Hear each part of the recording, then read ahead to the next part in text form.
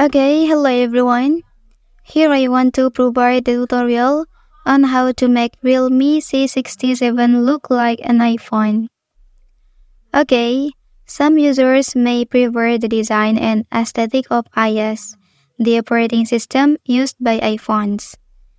Okay, and then how to do that? First thing first, you can download iOS Launcher on the App Store.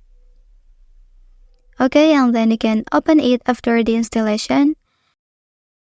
And then you can give iOS Launcher to access any system on your device.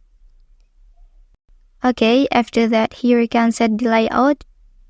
And then you can activate the iPhone style and wait a moment.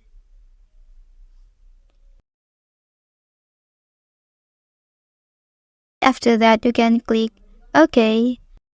And then scroll down and select Make Default Launcher option. Then select iOS Launcher.